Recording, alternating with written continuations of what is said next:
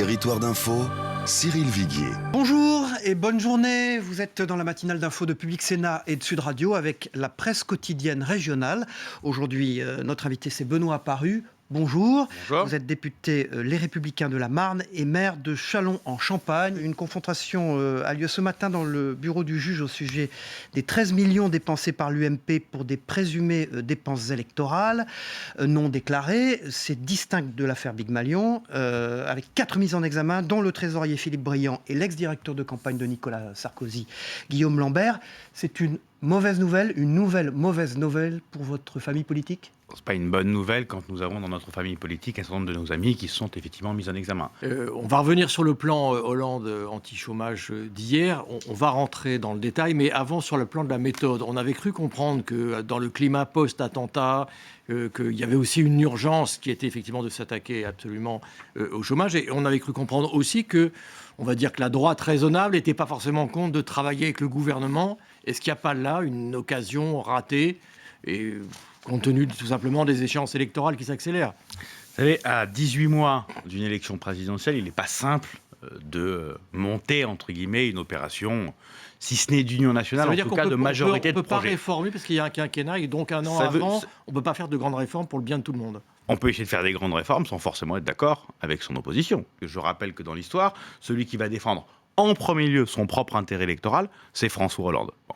Donc c'était à lui de tendre la main. Or, on voit bien que François Hollande, il est dans une position d'équilibriste. D'un côté, il doit rassembler sa gauche pour essayer d'avoir le moins de candidats possible au premier tour de l'élection présidentielle, et en même temps essayer d'avoir une politique assez sérieuse, c'est-à-dire qui tend vers ce que nous ferions. Le reproche principal que je pourrais faire au plan qui nous a été présenté hier, c'est qu'il ne va pas suffisamment loin dans les mesures qui sont préconisées. Mais y a-t-il des mesures que vous pourriez soutenir ? Il y a des mesures qui ne sont pas inintéressantes, évidemment, dans ce plan. Le plafonnement des indemnités de licenciement, par exemple, est une mesure intéressante. Il y a dans la flexi-sécurité une idée intéressante, celle sur le CICE. Elle est passionnante, cette mesure. Finalement, au bout de 3 ans et demi, on aura fait la TVA sociale, qu'on a supprimée à 3 ans et demi.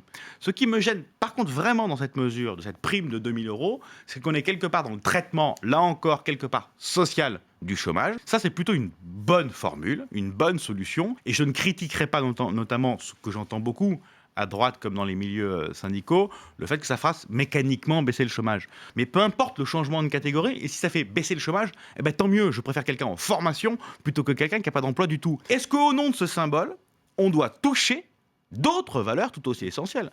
Puisqu'on nous dit souvent avec erreur que la déchéance de nationalité touche le droit du sol. C'est vrai, ça touche surtout le double droit du sol et le droit du sang. Ce qui me concerne, je suis contre cette déchéance de nationalité qui est une mesure pour moi inefficace et qui touche de façon lourde des valeurs auxquelles je crois, juste pour un symbole. Que vote-t-on quand on est pour une partie, contre l'autre ? Pour ce sujet-là, je pense que je voterai globalement la réforme constitutionnelle parce que la seule question qui me sera posée sera oui ou non, même si je suis pour une mesure et contre l'autre. Nicolas Sarkozy fait un pas de plus vers la candidature. Vous connaissez Nicolas Sarkozy comme moi, c'est un animal politique. Dans le bon sens du terme, aucun doute sur sa candidature à l'élection présidentielle. Vous venez de parler des qualités primaires, pardon. Nous n'avons pas, tant mieux, je m'en réjouis, de schisme idéologique à droite, à la différence de la gauche qui se déchire sur le champ économique et social. C'est une erreur que le Premier ministre, dans n'importe quelle émission, traite un État ami comme il l'a fait. Ça, c'est une erreur.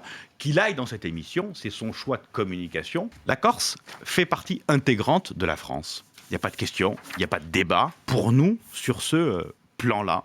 Et il est normal que le Premier ministre reçoive les dirigeants de région. Merci Benoît Paru. Merci à vous. Député Les Républicains de la Marne et maire de Châlons-en-Champagne, d'avoir été notre invité ce matin dans la matinale d'info. Merci.